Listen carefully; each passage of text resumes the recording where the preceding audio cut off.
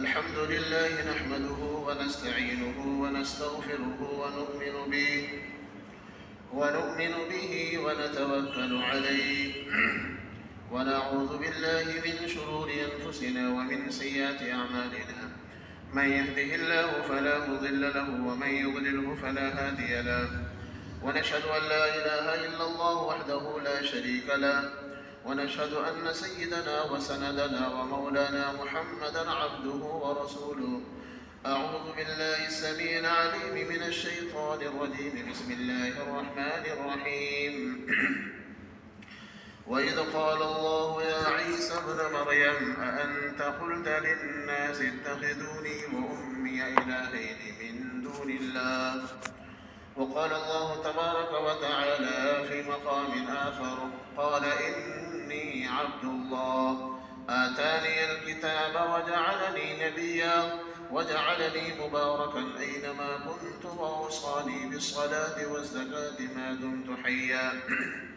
صدق الله مولانا العظيم وصدق رسوله النبي الكريم، ونحن على ذلك لمن الشاهدين والشاكرين والحمد لله رب العالمين. درود شریف پڑھ لیں. اللهم صل على محمد وعلى آل محمد كما صليت على إبراهيم وعلى آل إبراهيم إنك حميد مجيد. اللهم بارك على محمد وعلى آل محمد كما باركت على إبراهيم وعلى آل إبراهيم إنك حميد مجيد. بزرگان دین، معزز سامعین، پروردگار عالم کا بڑا کرم، اس کا احسان ہے کہ اللہ وحدہ لا شریک نے ہم لوگوں کو نماز جمعہ کے لیے اپنے گھر کے اندر آنے کی توفیق عطا فرمائی. پروردگار عالم ہم سب کے آنے کو، بیٹھنے کو قبول فرمائے. قرآن کریم کے اندر اللہ تبارک و تعالیٰ نے جہاں اور انبیاء علیہ السلام کا ذکر کیا ہے، اللہ تبارک و تعالیٰ نے سیدنا حضرت عیسیٰ علیہ السلام کا بھی ذکر کیا ہے. مختلف موقعوں سے اور خاص طور پر ان ایام کے اندر جو بات معاشرے کے اندر چل رہا ہو، اگر اس پر تھوڑی بہت روشنی ڈال دی جاتی ہے تو لوگ بدعات خرافات سے بچ جاتے اور حقائق کا پتہ چل جاتا ہے، اور جو رسمیں، جو رواج چل رہی ہوتی ہے معاشرے میں، اس سے آدمی پورے طور پر بچنے کی کوشش بھی کرتا ہے. اور یہ ہمارا اور آپ کا مذاکرہ دین کے تعلق سے، قرآن کریم کے تعلیمات کے تعلق سے، احادیث کے تعلق سے باتیں پہنچنی بہت ضروری ہے، تاکہ تمام کی تمام قرآن کریم کے عقائد پر ہم سب کا یقین اور ہم سب کا عمل بھی ہو جائے. ان دنوں میں جب 25 دسمبر آتے ہیں تو 25 دسمبر جو ہمارے اور آپ کے اس خوبصورت ملک کے اندر عیسائی بھائی ہیں، وہ لوگ اس تاریخ کو حضرت عیسیٰ علیہ السلام کی پیدائش کا دن کہتے ہیں، اور تواریخ کی کتاب پڑھنے کے بعد حقیقی معنوں میں 25 دسمبر جس دن کو عیسائیوں نے یوم پیدائش، یعنی کہ حضرت عیسیٰ علیہ السلام کی پیدائش کا دن وہ مناتے ہیں اور خوشیاں مناتے ہیں. اور ان دنوں کے اندر جو عیسائی بھائی ہمارے اور آپ کے تعلقات میں ہیں، ان کو مبارکباد بھی دیتے ہیں. تو ہمیں اس موقع سے کیا کرنا چاہیے؟ صحیح اور معتبر اور مستند کتابوں کے حوالوں سے یہ بات ہم سب کو معلوم ہو جانی چاہیے، اور یہ معلوم ہے کہ یہ جو یوم پیدائش کا دن وہ مناتے ہیں، یہ حضرت عیسیٰ علیہ السلام کے پیدائش کا دن ہی نہیں ہے. کیوں مناتے ہیں واللہ اعلم، لیکن ان دنوں کے اندر وہ خوشیاں مناتے ہیں اور لوگوں کو بھی اپنے اس فنکشن کے اندر شرکت کی دعوت دیتے ہیں. باضابطہ دعوت نامہ اور کارڈ بھی چھپتا ہے اور وہاں لوگ شرکت بھی کرتے ہیں. تو شرعی نقطہ نظر سے نہ اس میں شامل ہونا چاہیے اور نہ ہی ان کو مبارکباد دینی چاہیے۔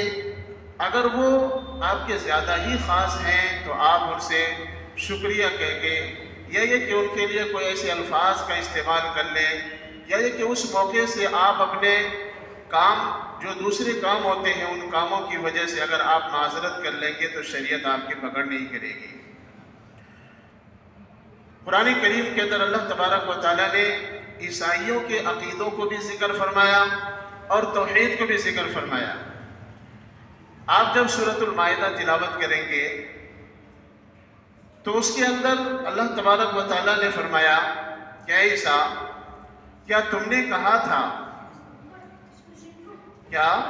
کہا تھا کہ میں 3 خداؤں میں سے ایک ہوں؟ عیسائیوں کا یہ عقیدہ ہے کہ حضرت عیسیٰ علیہ السلام اور ان کی ماں مریم اور ایک اللہ، ان تینوں میں سے اللہ ایک ہے۔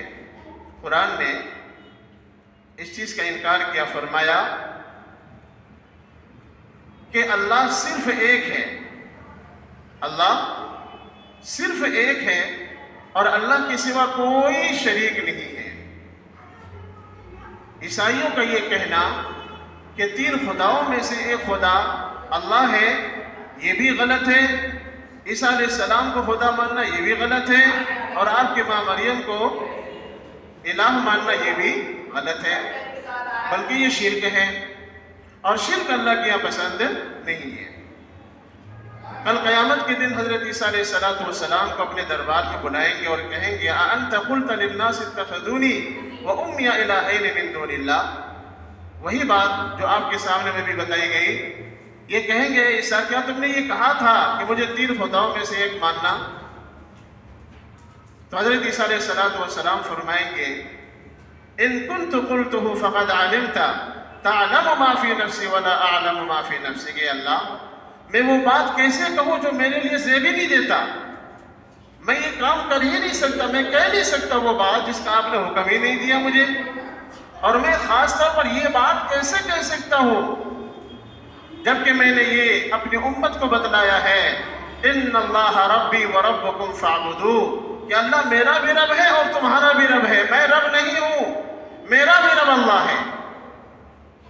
حضرت عیسیٰ علیہ السلام جب دنیا کے اندر تشریف لائے تھے تو آپ نے کیا کہا تھا؟ ماں کی گود میں، اور ماں کی گود میں ابھی چھوٹے سے معصوم بچے، لیکن اس وقت میں اللہ نے آپ کو ایک معجزانی طور پر آپ کی زبان سے یہ الفاظ نکلوایا انی عبد اللہ، کہہ دو ان لوگوں سے کہ میں اللہ کا بندہ ہوں۔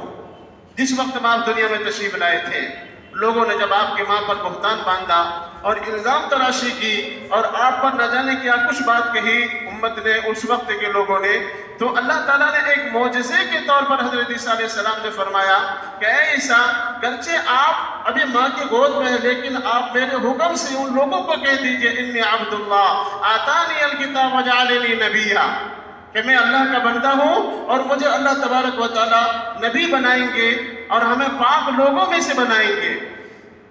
تو حضرت عیسیٰ علیہ السلام جس نے شروع میں آنکھ جب کھولی ہے دنیا میں تو اسی وقت میں یہ کہا کہ عبد اللہ، اللہ کا بندہ۔ تو بھلا وہ نبی ہیں یا نبی؟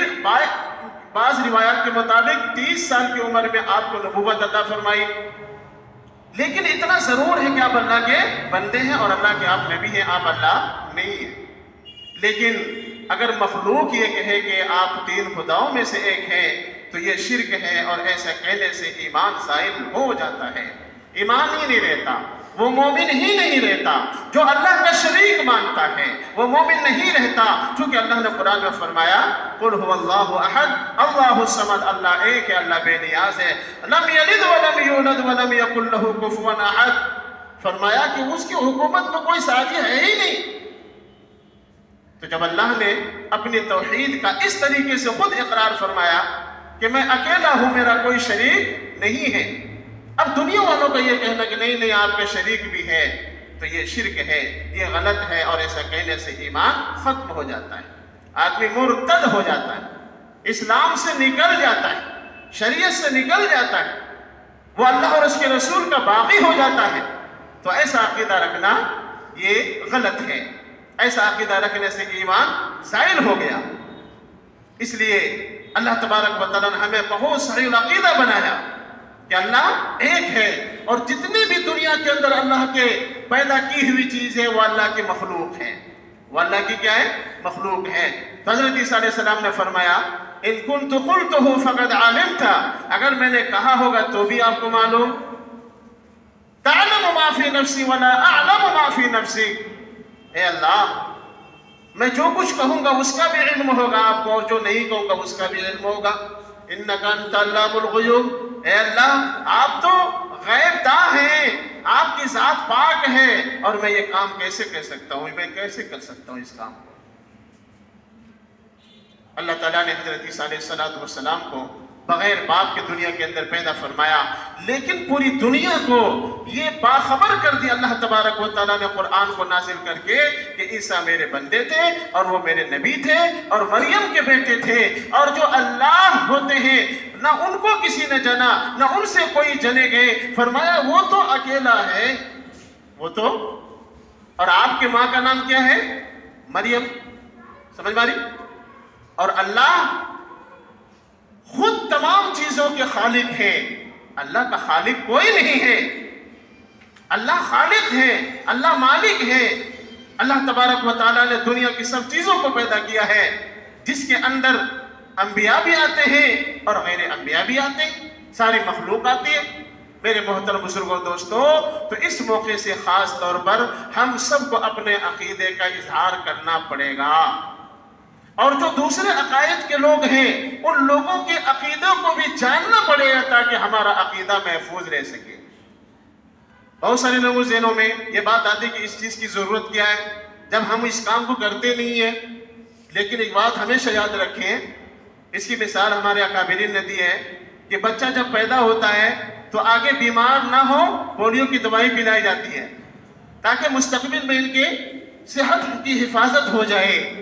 اسی طریقے سے جب کوئی مسئلہ معاشرے کے اندر آنا شروع ہوتا ہے یا آ جاتا ہے تو آ جانے کے بعد اس کو نکالنا بہت کٹھن مسئلہ ہوتا ہے، اور آنے سے پہلے جب ان کو بتا دیا جاتا ہے کہ ایسے ایسے حالات سے آپ کو دوچار ہونا پڑے گا تو وہ آدمی پہلے ہی سے رک جاتا ہے. ایسا ہے یا نہیں ہے؟ تو ہمارے اور آپ کے عقائد کیا ہونے چاہیے؟ درست ہونے چاہیے کہ اللہ ایک ہے، اللہ کا کوئی شاجی نہیں ہے.